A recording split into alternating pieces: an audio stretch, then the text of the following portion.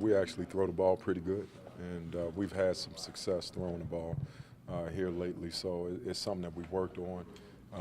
And I think I said this before, obviously from a running standpoint, Taysom was a dynamic runner, but I think we've gained in the passing game at doing some things. We've been doing some things we wanted to set out to do earlier, really trying to get the ball down the field. And it's not always the completion, but it's more or less trying to stretch the defense vertically as well as horizontally. So I think Christian has given that advantage.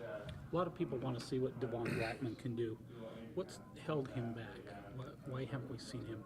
He's had some injuries. He's been nicked up, you know, and I think on the other hand, he's playing behind a couple guys that we have in the rotation.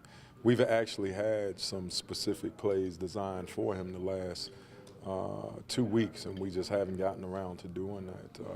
I think his future's bright, and anytime, you know, what people don't understand is a transition, and it's not. Sometimes it's not always football related. It's how you handle things personally off the field as well as on the field, being adjusted.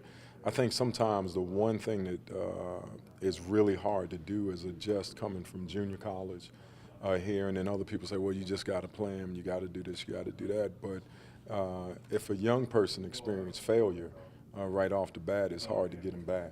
And so you really got to do what's best for him and grow him in that way, and that's your job as a coach. It's not as simple as just, you know, throwing guys into a position. You want to put them in a place where they can succeed. Right now, I know he can do one thing really well, and that's run takeoffs and posts. He does that really well and has a grasp of that, and we want to use him in that way. It's just the right opportunity has to present itself. What's it been like watching Jordan this year? Is, you know, he's gotten in with the guy. You know, he's talking about, you know, a final regular season game and what it's meant for him to be here. What's it meant for you watching him just kind of be part of this team? Some parts of it has been really rewarding. Obviously, our relationship is well documented. On the other hand, some things have been painful because since Virginia, he hadn't been healthy. I mean, it's been games he's been 50, 60%, but to get him to sit down and not go, you know, it's not an option for him. He's really you know, works at the game really hard and doesn't really want to succumb to the injuries and hates missing practice, and you love that. You know, I know what he can do as a player, and he's been probably at best 60%, you know, 60, 70%. So that part of it, it's painful for me to watch because you know what a player has to offer. On the other hand, it's a joy because you want every player to want to be on that field every snap regardless. So it's been, you know, and it's been rewarding in a lot of ways, and watching the play off the ball I think is more important to me than anything. What will you do without the ball? And that speaks volumes about the character of the athlete as much as what type of player you are. What's it like watching him, like, jump into other interviews and stand behind you right now, these types of things? You embrace the idiot in everybody. You know, so no, it's just him, and it's you know, it's fun because you want to have a relationship like that with all your players, and it's never fall off around here. So. The last game, get a camera on him because I think he's going to shed a tear. No. I just want everyone to know. I will never, ever shed a tear. He's going to shed one. There's been rumors here. There's been rumors that I've shed a tear in my lifetime, and I will deny it no matter what. It gets cold.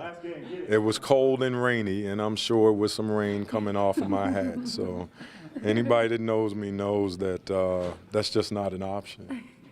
But, yeah, it's fun to be around, and you want to have those relationships with your players. With a guy like Jordan, there's a bunch of guys in this team that don't have family right here in the area for the Thanksgiving holiday. He says he's going over to Christian Stewart's. What does it mean to have, you know, these guys be taken in for a holiday like this and have those types of opportunities to be together even for, you know, for a holiday? I think that's part of the team building process, and I think you know, the closer a team is off the field, the better they are on the field.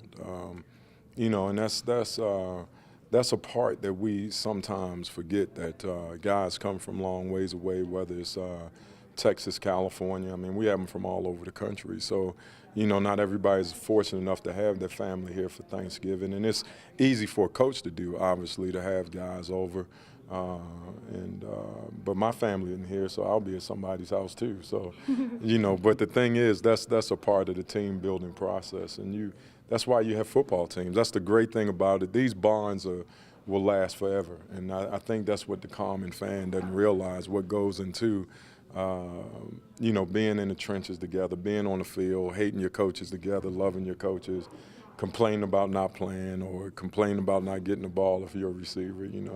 You form all those bonds off the field. So it's smart to go to your quarterback's house and eat. That's where I would go. But no, that's just a part of the team building process. Yeah, Jordan said he's going to tell Stewart he's not passing the turkey unless he gets a reception in the game or something. Oh, he'll probably take the turkey and run with it. It's like the kid taking his ball home, You don't want to give me the ball, I'll take the ball and leave, So it's one of those things. I mean, that's where I would eat. That's just a good move. Coach, is it kind of a surreal moment when you think of the seniors that you've been through this quite a bit in the past with previous teams, previous players, but how surreal is it for you to know that this could be the last regular season game, bowl game when it comes to a lot of these players? I think what is hard for players to grasp is that for 95% of them, football is over, and so that moment is what you realize at that time is that their dreams.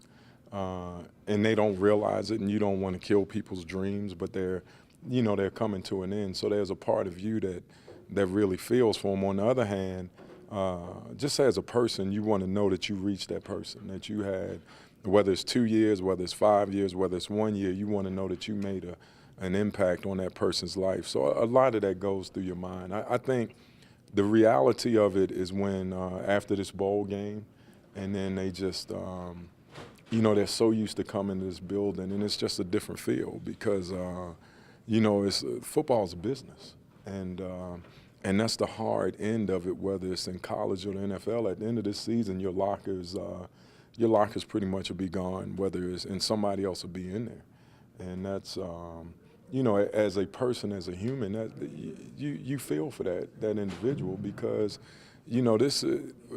Some people can't appreciate this, but some of these guys have been in this since they were 5 years old.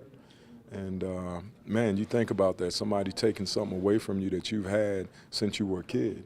And a lot of players, it's hard for them to adjust. And the higher you go, the more you play, the harder it gets to walk away. And it's a lonely feeling because for, at least – probably the last 10 years of your life, you've gotten up early in the morning, you've worked out, you lift weights, you pushed on towards this dream, and then it's taken away. So you hope that most of them can transition over into real life and take that same drive and be successful. And that's, when you see that happen, you feel really good. But the reality is some guys can't. That transition is hard, and each person deals with not having the game in a different way. And I know that struggle. So that's that. As a human being and as a former player, you think about that often. When I spoke with Jordan Leslie and talked to him more on a personal level rather than on a coaching level when it came to you, he said that one of the reasons why he came here was because of you as the person, and the coaching part was just the benefit. When you talk about a guy coming like that who follows you here, wants to be here, play for you, what does that mean to you? That means a lot because you know that you've reached a person off the field. Right. Guys, the fun part of this game is winning football games, but where you get your most joy is when you reach a young person off the field. And if you know his background and his story, you have a chance to fill a void. And he's like a son to me. So that's it's hard. It's hard to let those people go, those players go, and that's tough. That's tough. Yeah, I'm sure it is. I'm not shedding a tear. When you think about when he finally does hang up his cleats at BYU, what do you hope for him when he leaves? Well, he's got an engineering degree, so first and foremost, I hope he keeps playing because I know that's what he wants to do. But I know him leaving here, he's going to be well prepared in life. I mean, if I had an engineering degree, I probably wouldn't be coaching. So I probably wouldn't have you all criticizing me all the time. I have some guy criticize me about the bridge I built or something. So no, but he's going to be well prepared. So that's as time goes on, he's going to be successful off the field, and that's really important.